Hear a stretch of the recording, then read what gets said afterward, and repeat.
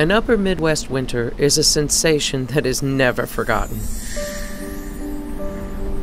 Snowmobile racing is a unique deviation that replaces the confounding senses of cold winter days with warm, memorable experiences. The experience of throttling down on a snowmobile in winter isn't enough for everyone, though.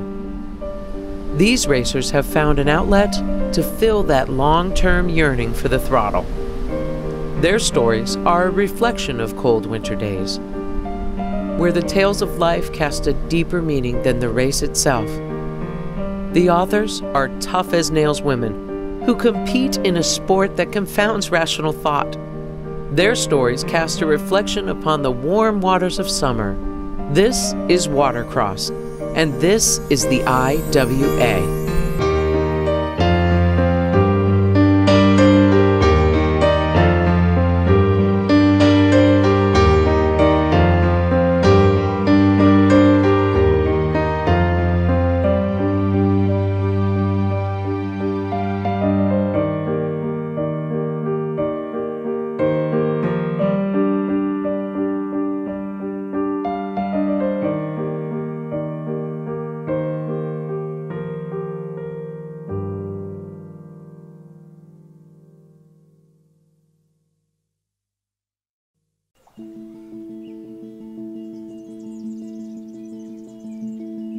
Well, pretty much every Saturday of our summer is consumed by racing.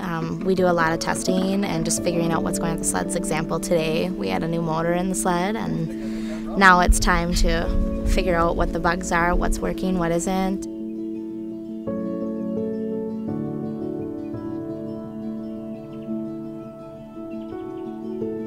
I have been coming to Cohen's Pond now for approximately 7 years. I've been coming here to practice and be with our group, our family. This is my race family when home away from home, the people I love to spend every weekend with.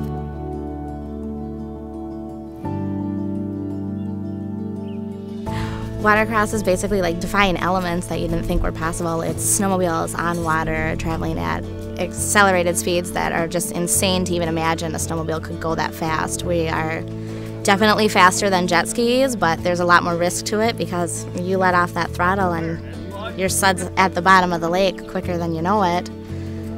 It's just a high impact sport. I mean, the waves and everything, you feel every bump you go through, and it's watching your surroundings, knowing that you screw up at any point, the person next to you is going to take your position.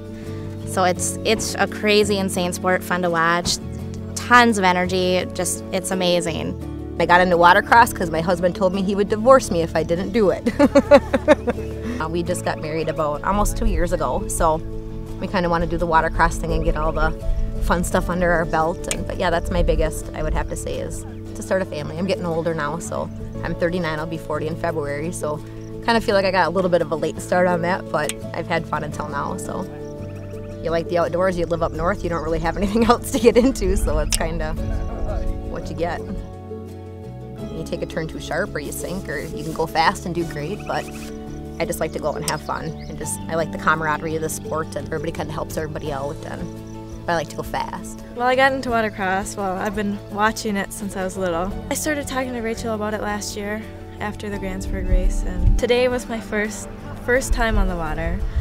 This morning was kind of discouraging because we planned on getting out on the sled, and the sled wasn't cooperating with us, but I got out on the sled and it was awesome.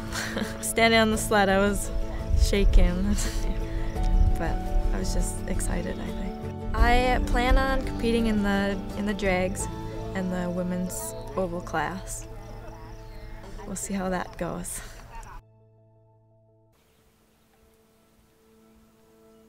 We're lucky enough to have a private pond here on our friend's property that we can come to. Not everybody is, that lucky to have that.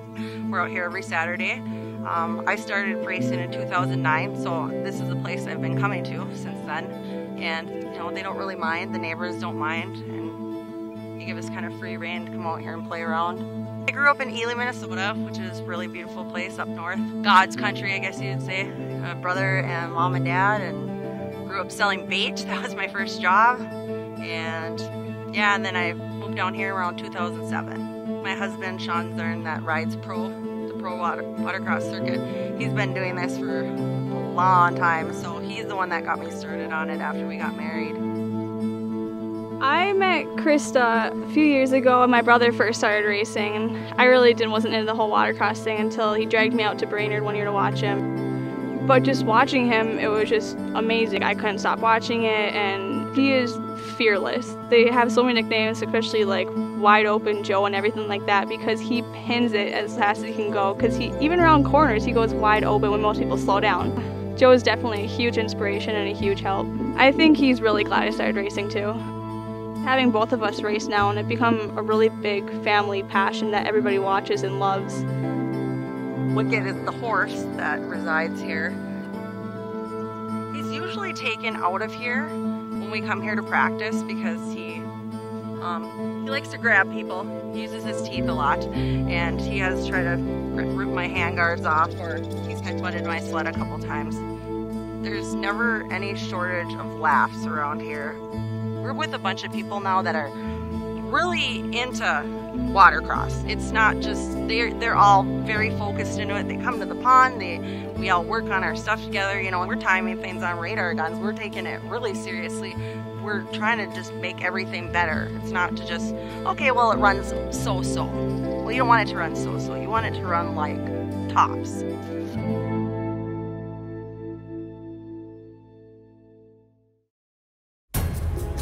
In 1977, professional watercross racing began in Grantsburg, Wisconsin, as a simple challenge to complete the distance from Memory Island to the shoreline of Memory Lake Park. In the old days, riders would start on land from a significant distance away from the water's edge to build up speed before they hit the water. Today, racing at Grantsburg has evolved into class stage drag races and oval racing with a 6-lap championship run in each class. The evolution of the snowmobile has allowed riders to turn and skim across the reflections of Memory Lake in a highly choreographed dance, pursuing the championship crown of a world title.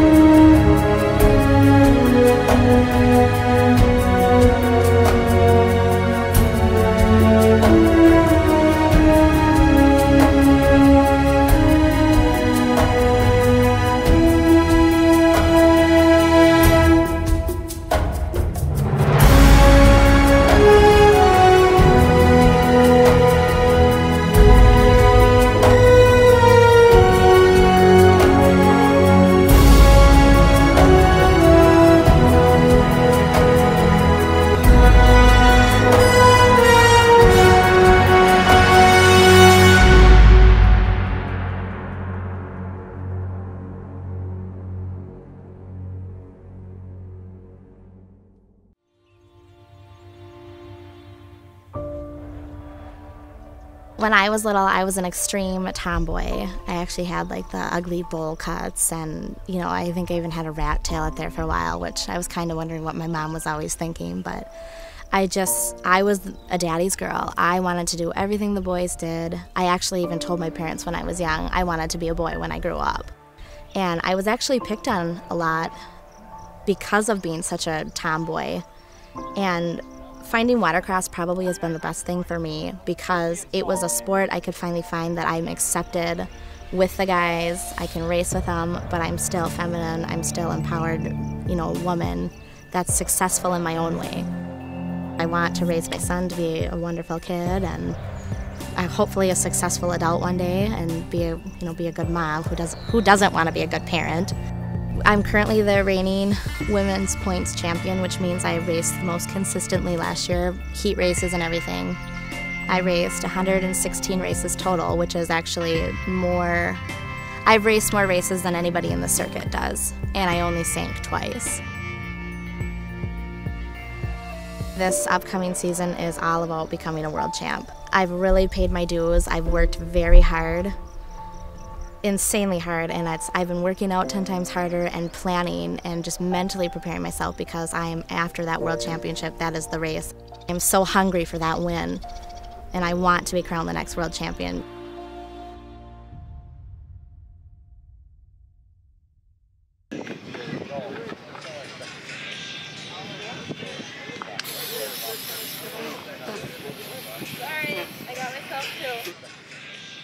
Sink or swim. For watercross, though, success isn't in the sinking or the swimming. You sink, you're gonna swim. Krista Mackey-Zern has a saying that sums up watercross racing's success or failure.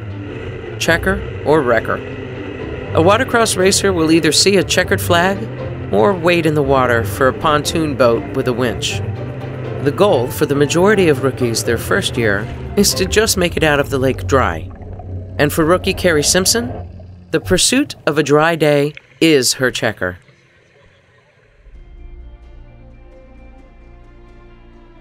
When I started in 2009, there was really no girls doing this. And I remember the one girl that I had seen before when I was watching my husband was Rachel O'Brien. At the time when I was watching racing, there were no girls. I wanted to be that girl that broke into the sport and changed everything. She was out there, this little peewee, driving this big old tank, you know, and she was racing the ovals. She wasn't just doing drags. And I was like, oh, that's so cool, because there was no girls that were doing that. She's been doing it for a lot of years, and she really pushes to get women into it. And you kind of get that misconception that it's a man's sport. And I love doing the women's oval class. All of us girls get along awesome. When I have younger girls come up to me at the races and they really talk about how, you know, they love the racing, they love watching, they want to do it, I encourage them so much to just go for it, because I think the people we are when we're young and dreaming big is what develops us into great adults and great people in the future, just because you don't let the odds defeat you. And I think that it's such an empowering thing to know that you can do it. And I've always told every girl, you go for it. You ever need help, I will help you, because I know what it's like to start and to not necessarily have a ton of support. And for me, that means everything to have these girls looking up and me showing them the way that you can do this. And, you know, I'll help you. We have plenty of girls that will help you. And I just tell them, you keep striding, and you keep, no matter how many times people tell you no, keep going for it, because it will happen if you want it bad enough. In order to qualify for a final race in watercross, a racer must earn that spot by participating in qualifying heats. The main objective is to earn the smallest amount of points through qualifying races and not sink.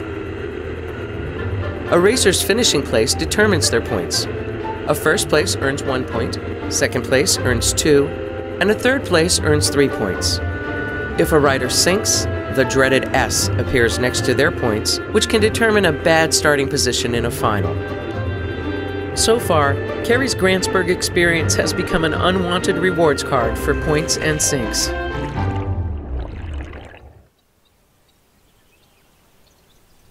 Watercross racers come to full bloom in the summer, mounting their quest for the ultimate prize, a World Championship title at Grantsburg. Krista has muscled her way into the finals once again by going undefeated in every heat all season. Today, she is defending her World Drag Racing title. My mom, we found out she was sick around May of '98. We lost her in September from cancer. Very depressed, really bad place, probably not making some of the best choices in my life. And that, when I moved down here, Sean totally flipped my world upside down, tipped me back over into the good stuff. If I have something to focus on like this and it's like something positive, I don't think about anything else. You get your focus, you know, and my family's my focus, my racing's my focus. Hopefully I can go out and defend my world champ title in the 800 drags this next coming month. I would like to win again, because then I'll have 3 world championships and then I tie my husband. Don't wake me up.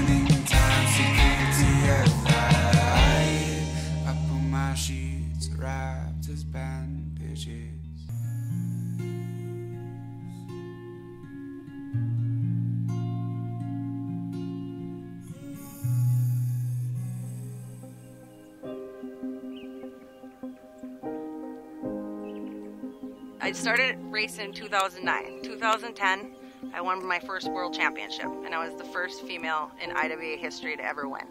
We had Grantsburg in 2010, and I met a little girl named Autumn Pentecost. And I autographed Autumn's shirt, and she says, I want to do this just like you when I grow up. And at that time, she was 12. A few years later, she came out and started racing. And then last year, she was in the 600 stock class, and it's her and her mom. It's just these two chicks together. The mom works on the race sled and everything else. They have a helper, but the mom hauls her there, does everything for her. I mean, works her butt off so this kid can go race. She raced the final right before me. It was the 600 drag final. She went out, she won. And I was bawling, you know, because I was thinking, oh my God, this little girl is the one that's like, was watching me and told me, she's like, I want to do this when I grow up just like you. And I was the next final up, went over, actually won mine too. I think my highlight was her winning, and I got to see it. Then I was crying when I was talking on the microphone, and I felt really dumb, but they actually thought it was probably one of the coolest things ever. And I actually have the picture saved of us when she was 12, and then our pictures when we were taken together as world champs last year. So it's probably one of the coolest things that I have.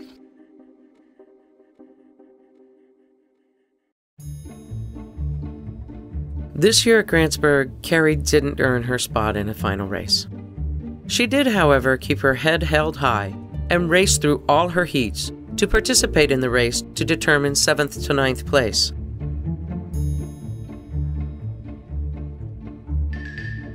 Because of a broken recoil, once her sled was started, she couldn't shut it down.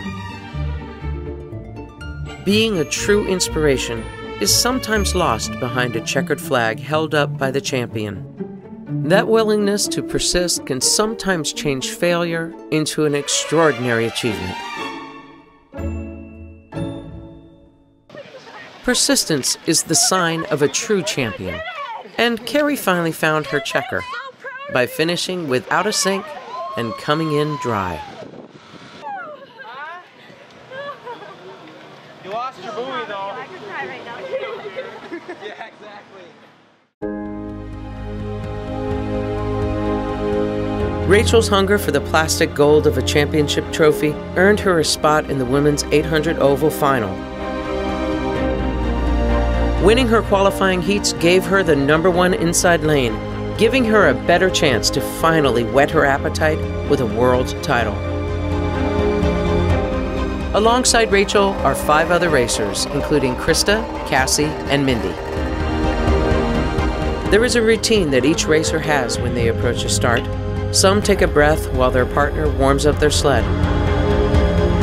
Others take the time to tune into the moment themselves. When a racer pulls their sled up to that championship line, time freezes and focus sets in. It all comes down to a simple nod, the signal that says, I'm ready to take that leap into the unknown.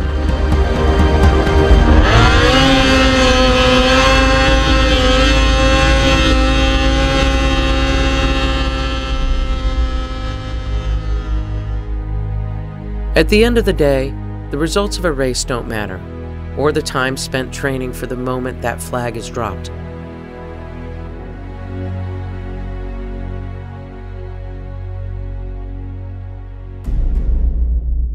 Sure, racing snowmobiles on water is unique and even somewhat bizarre, but the race is a reflection upon our actions as humans. It's about that seemingly insignificant mark you've made on the canvas of life that says, I was here and I mattered.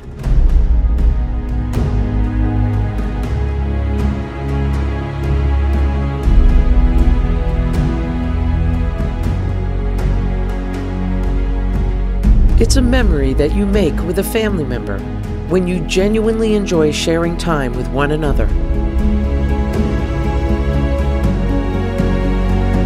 It's a passionate affection for one another and living to strengthen the unifying bond of character as soulmates on a journey together.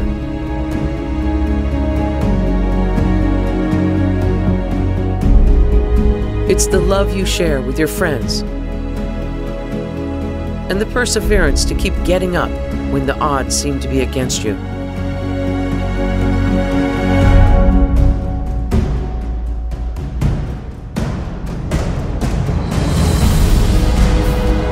It's completely giving into hope by just starting the journey and not waiting for the journey's experiences to come to you.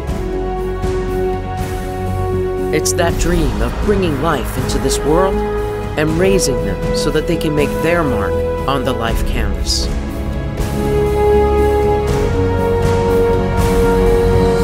It's the pursuit of our lifelong dreams, paying our dues, and making a mark so deep upon that canvas of life that it cannot be ignored. It's about treasuring your true self and taking advantage of time to pursue your hopes and dreams. Never let the odds defeat you, and remain tough as nails.